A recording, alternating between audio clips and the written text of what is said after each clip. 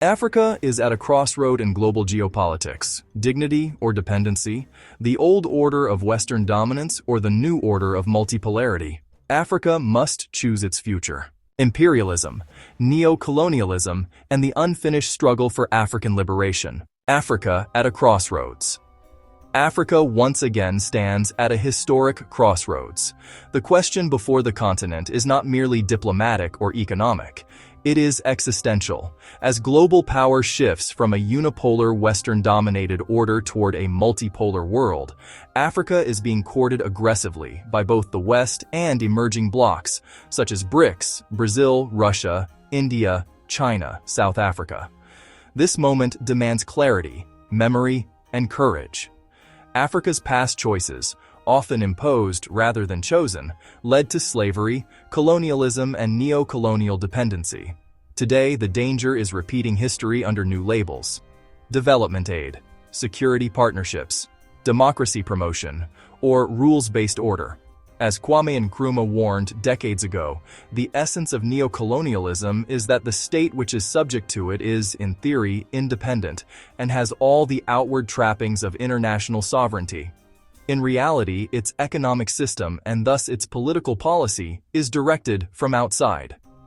The core question is not BRICS versus the West as a simplistic binary. The real question is, which path brings Africa closer to genuine sovereignty, dignity, and self-determined development? Imperialism, the original sin of underdevelopment. To understand the present, Africa must confront the truth of its past. European imperialism did not merely conquer territory, it restructured African societies to serve external interests. Borders were drawn without regard for culture, economies were redesigned around extraction, and governance systems were imposed to maintain control. Africa was integrated into the global economy as a supplier of cheap labor and raw materials, not as an equal participant. Walter Rodney famously concluded that Europe did not develop Africa. Europe underdeveloped Africa. Colonial railways led not to African cities, but to ports. Schools trained clerks, not innovators.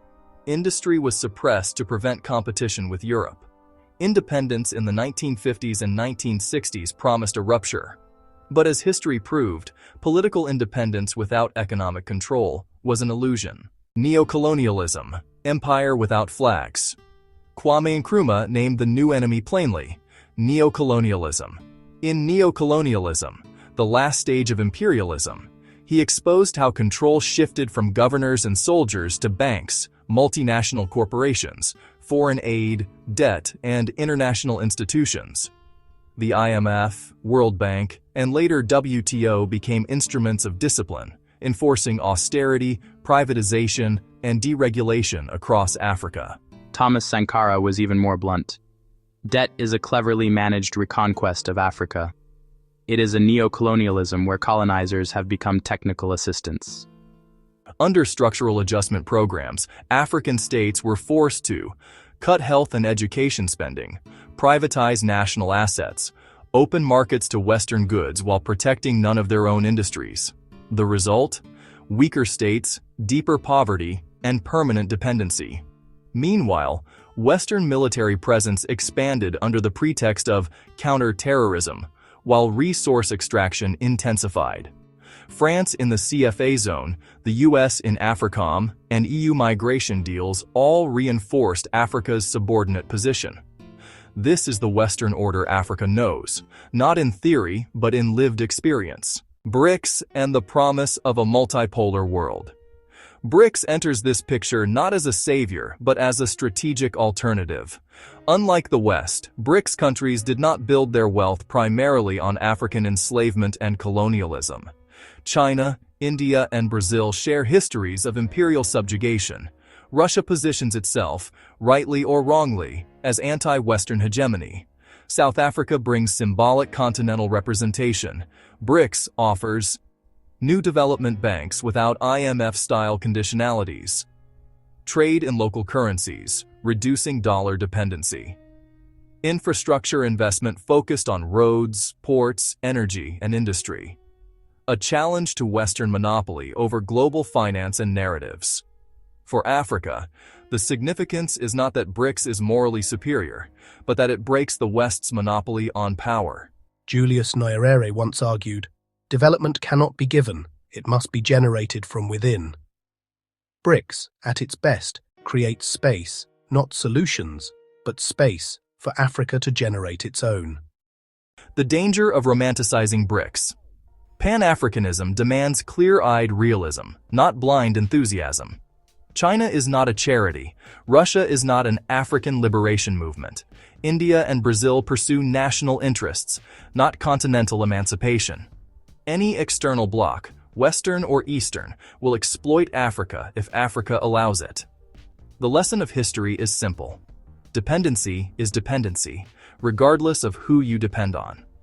Africa must avoid replacing Western domination with Eastern economic subordination. Resource for infrastructure deals, opaque loans, and elite capture can reproduce neo-colonial patterns under new management. As Professor P.L.O. Lumumba constantly reminds Africans, Africa is not poor. Africa is poorly managed and cleverly looted. The problem is not partners.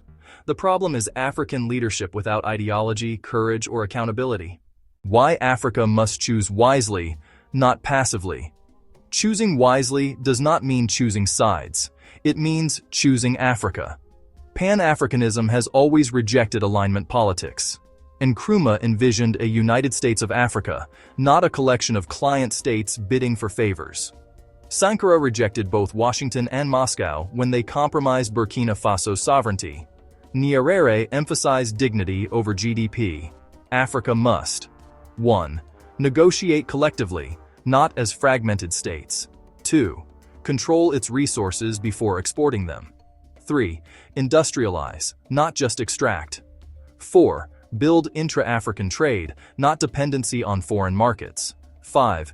Invest in African knowledge, technology, and culture. BRICS can be useful only if Africa sets the terms. The West can be engaged only if Africa rejects subservience. Anything else is betrayal of the liberation struggle. The psychological battle. Decolonizing the African mind. Perhaps the deepest legacy of imperialism is psychological. Africa has been trained to see Western approval as legitimacy, Western media as truth, Western systems as universal. When Africans assert independence, they are labeled unstable, authoritarian, or anti-democratic. Thomas Sankara warned, "Those who feed you control you." True freedom requires mental decolonization, the courage to imagine African futures outside Western templates. Democracy, development, and human rights must be rooted in African realities, not imposed as tools of discipline. BRICS' greatest contribution may not be economic, but symbolic, proof that the West is not the only center of the world. Africa's population, resources, and cultural vitality make the 21st century potentially African. But potential alone means nothing.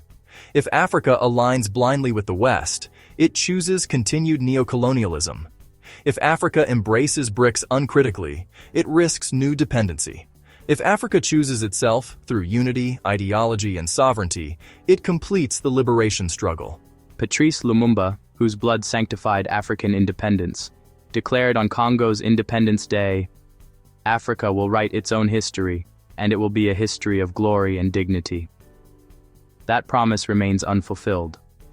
The choice before Africa is not East or West. It is dignity or dependency, sovereignty or submission, liberation or repetition of history. Africa must choose wisely, and this time consciously. Thank you for watching. Like and subscribe to more content on Africa's development in the global context.